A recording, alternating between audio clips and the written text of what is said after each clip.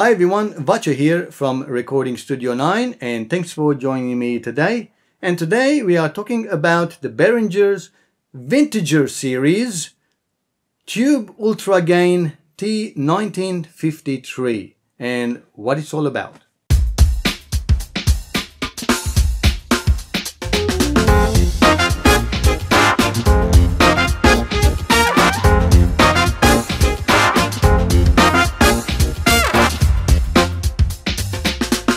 And as always, don't forget to subscribe and hit the bell. No, I'm not going to do any of that thing.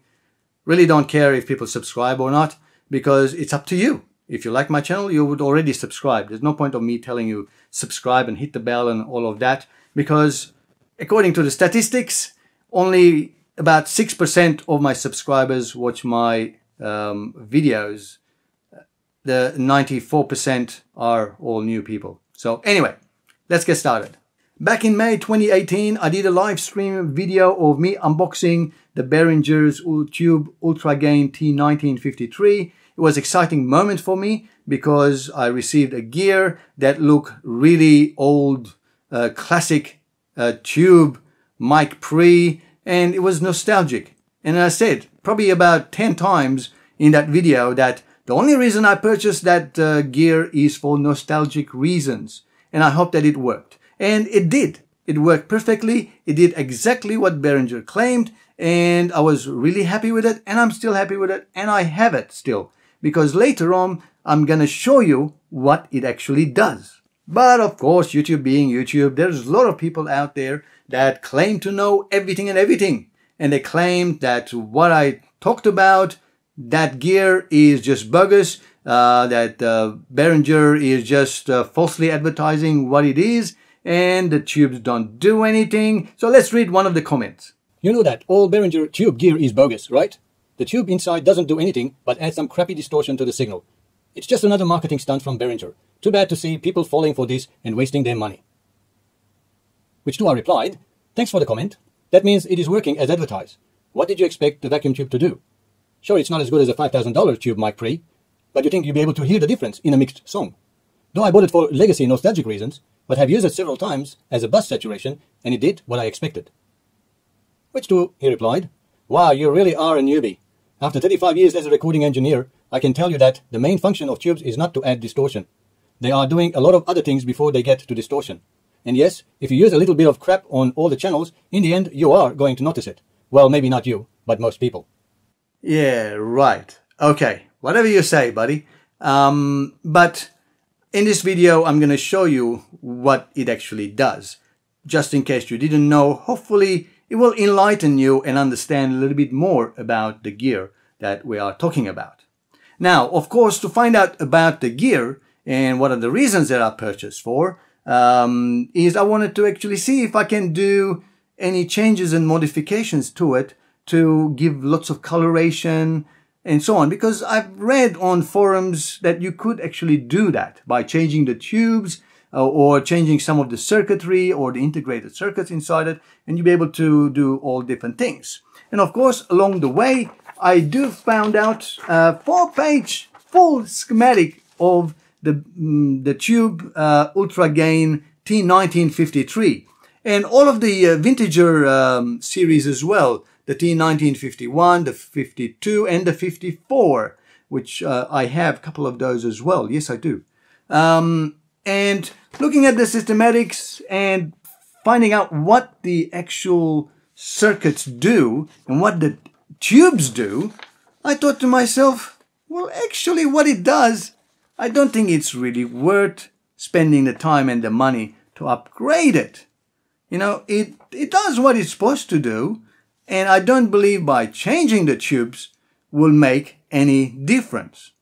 So why do I think that changing the tubes will make any difference? Because looking at the systematics, the tubes basically add upper harmonics and a little bit of saturation into the outgoing signal.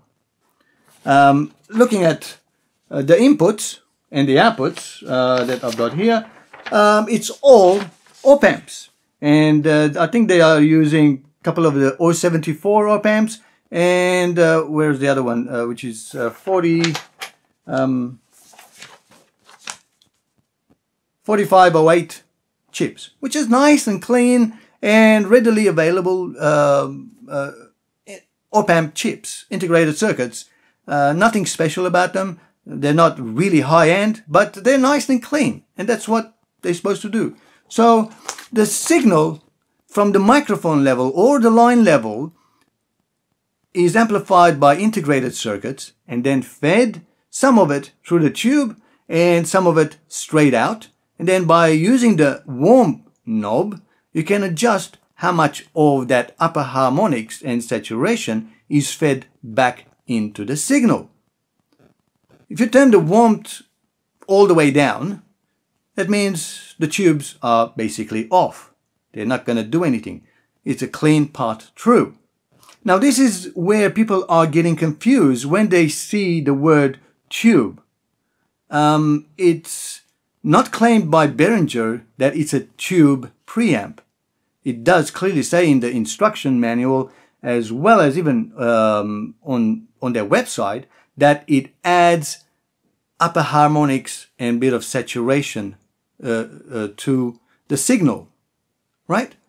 If you wanted to get a tube preamplifier, that the tube, the vacuum tube, is actually amplifying the signal from a microphone level to the line level as its output, that's a different thing. Then yes, it will definitely make a difference to change the tubes, but to be able to do that, you're not going to buy a gear at $100 or a couple $100. It'll be another zero added to it. It'll be $1,000 to a couple $1,000. Now looking at the circuits, there's no real high voltage inside it to actually turn the tube fully on. It's just enough turning it on to give that saturation and feeding it into the signal. Okay, so that's where people get the misconception that it's a fake. No, it's actually doing what it's supposed to do. Now, another reason why people think that the tubes are fake and they don't do anything is because they have seen a couple of videos where people have opened the box and you can actually see two incandescent globes right behind the tubes, that they glow. And that gives them the misunderstanding and the misconception that the tubes are not doing anything. It's just incandescent globes behind them that lighting them up. Well, as I mentioned, there's not enough voltage in the system, high voltage in the system, to actually turn the tubes on fully to glow. You know, not many tubes glow. So what Behringer has done is to make it, you know, aesthetically looking nice, because they've got windows open so you can actually see the tubes inside it. It's all aesthetics. Put some globes in there. Imagine, you know, I have seen people who actually put nice blue light behind it, or put some other colored light, green light behind it, and it just looks nice. Okay, that gives them the misconception that the tubes are just their dummies and they don't do anything there. Whew. Now that I've given you all that information and told you about what the tubes do, why don't we hook it up and find out what the actual tubes do. So I'm going to hook up some sine wave signal to it, turn on those warmth knobs, which I'm going to talk about. That the only thing I can see wrong is that warmth knob, because when you're adding upper harmonics, that's higher frequencies, it's not really warm, it's more like crispness and brittleness that gives into the signal. And that's what normally happens. Usually people associate warm with, you know, dull sounds and closed in, more muddy and bassy sounds with the warmth, not brighter sounds. So that's the only thing that might be a little bit misunderstood concept. So we'll look at that and we'll find out what the actual thing does. I have my rig all set up. I've got one channel here on Studio One, and I have my tone generator, and it's going to generate a SAW waveform. And then I have pipeline, which is outputting to 3 and 4 and returning back 3 and 4. This basically is sending the signal out of my audio interface and then back, and it's connected to the actual unit itself. And to have a look at that, I also have spectrum meter, so we can actually see what's coming back after being processed. So first thing I'm going to do is send a tone, a sawtooth at 440 Hertz, which is the middle C, and we'll see what signal we are going to get. So let's turn it on. And I'm just going to turn on the spectrometer. Pipeline is turned off, it's bypassed, so this is the tone going directly, so we can actually see the output waveform. Turn it on. So that is our output annoying sound that we are hearing. I might actually turn that one down. We can only have a look at the signal. Okay, let's get started. I'm going to turn on pipeline. And the unit should now actually receive the signal. Just turn on the tone generator. And let's increase the output volume. Probably about up to until we get minus 10 dB or thereabouts. Yep, there we go.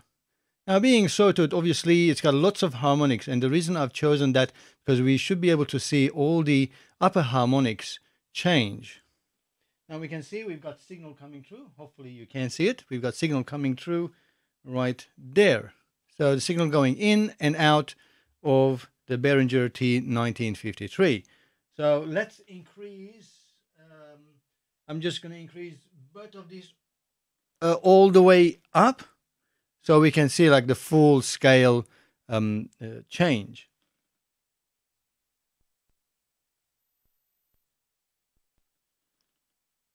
Now if you notice how we've got a lot more signal at the top end now than what it used to be, because now the tubes are saturating the upper harmonics, increasing it.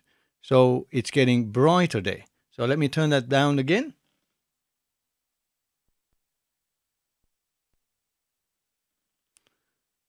So now all of those upper harmonics disappeared again.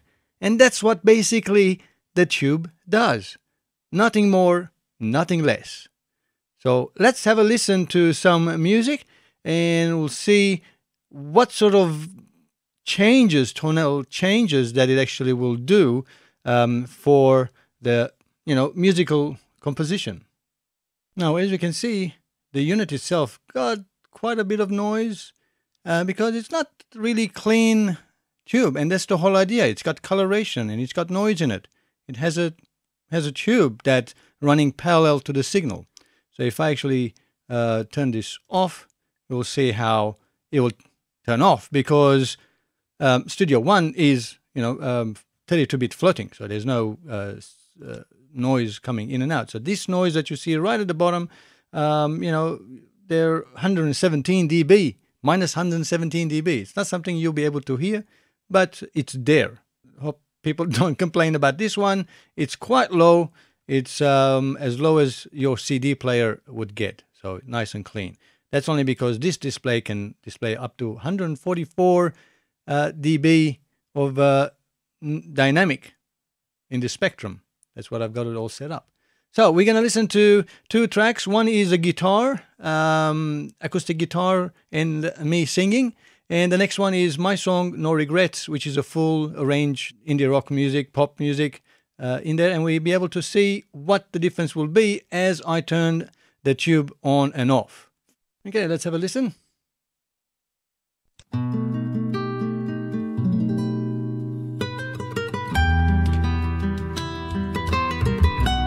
Now, just keep in mind the actual graph, the top end.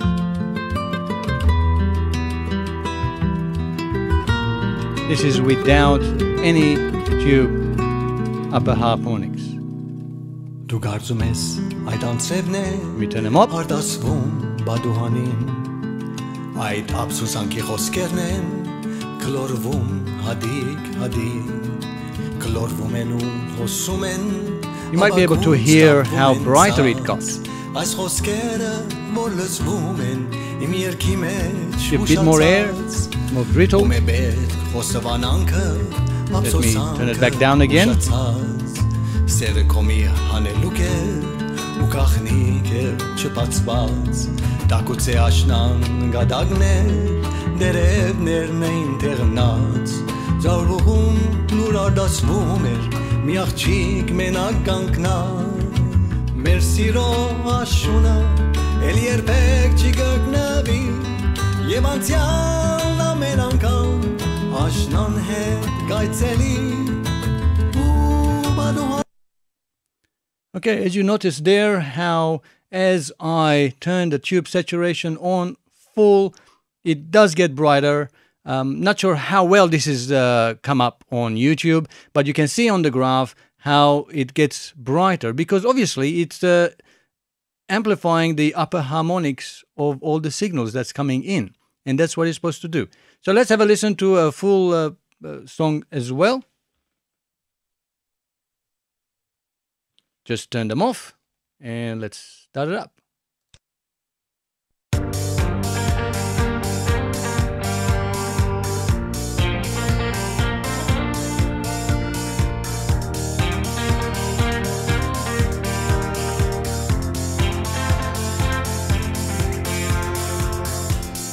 Just turn them up.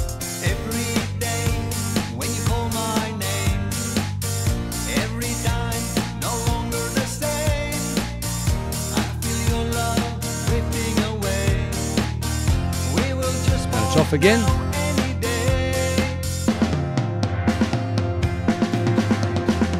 I don't have any regrets for the good times that we both had, though they may have little upsets. Memories will never. Okay, well, there we go. That's what it actually does. I hope the graph gave you enough information that you could actually see. Again, not sure how well this will translate on YouTube with the audio as well. So, yeah, that's about it. Well, there you have it. I hope that answers that question and clears up some of the misconceptions about that Vintager series from Behringer. Of course, there's still going to be a lot of people arguing about my comments and so on, but that's their choice and they are free to do that. And I hope, they'll understand the other side as well, because I haven't been able to find any documentation or any videos on the web explaining what those modules do. So I'm somehow trying to defend Behringer, even though I've got no association with them. Yeah, I think the products do need to be sort of shown what they can do and what they claim to do and whether they do the right thing that they claim to do. And in this case, they do what the manufacturer claims them to do and nothing more and nothing less. Anyway, as always, thanks for watching and have a great time making music.